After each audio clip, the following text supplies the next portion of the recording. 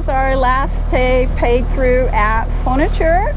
So we are moving over to El Mero, where we'll wait a few days while Hurricane Bud does its thing. It's forecasted to be a tropical storm degrading to a depression when it reaches our area on Saturday. In the meantime, it's a girls' day on the boat. Hello. Ika, Blondie, and I are moving the boat, and Lee is driving the truck. He's going to meet us over at El Mero and handle our lines.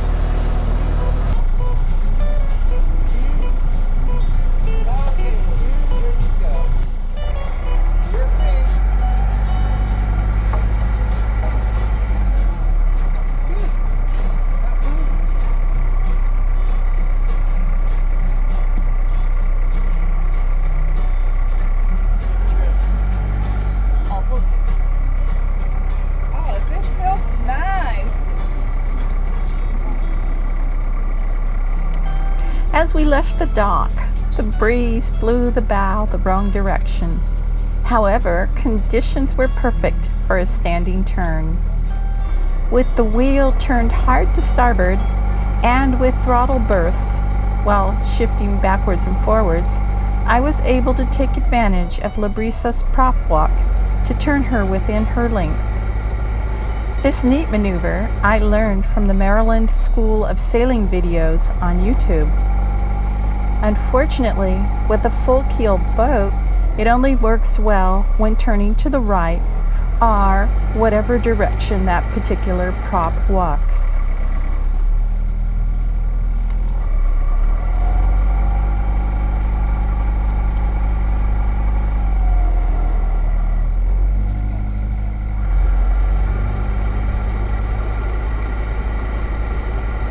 I was fairly confident the prop was in good condition.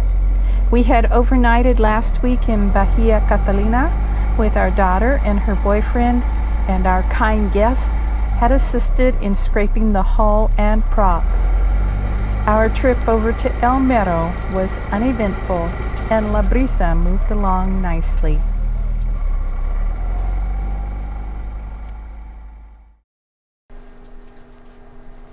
Our fouled prop incident mentioned in the previous episode was the start of a series of sailing trips that took us up the Sonoran coast.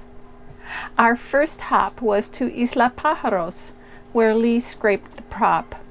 It was at this location that Blondie fell in love with being a boat dog. She patiently tolerated my first time to solo kayak, and once she discovered the ride entailed a landing on a beach, she became an avid kayak dog. She far prefers anchorages to boring marinas and maintains constant vigil over her boat. On this particular occasion, we did not remain at Isla Pájaros because the wind would be from the wrong direction that night.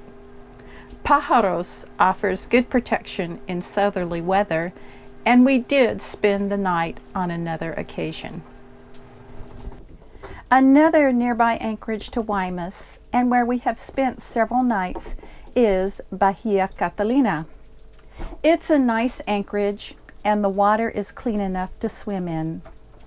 We prefer the western bight because the holding is good and there's plenty of room to swing.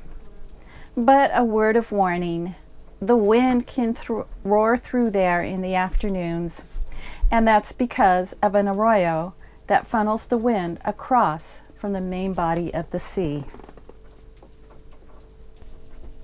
During our first day at Catalina, Lee and I took care of some projects.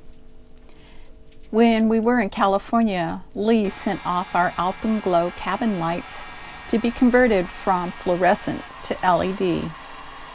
Using the inverter to run the heat gun, Lee reinstalled the lights. My project involved replacing a zipper on the cover for the steering pedestal. The teeth of the zipper were falling apart. Again, thanks to the inverter, the job was accomplished, and it's a quick job now to remove the cover. Another nearby anchorage just north of Cabo Aro is Ensenada El Carricito. It seemed a little tight to me, but I think we are still in the learning phase of estimating swing room and the change from a shoal draft swing keel boat. I have a tendency to err on the side of caution when anchoring. However, it does backfire, as Lee and my friend Steve will be happy to tell you about the time I learned there is such a thing as too much scope. However, back to Carricito. There is a rough track from Guaymas, but when we visited, it was deserted and we had a nice hike.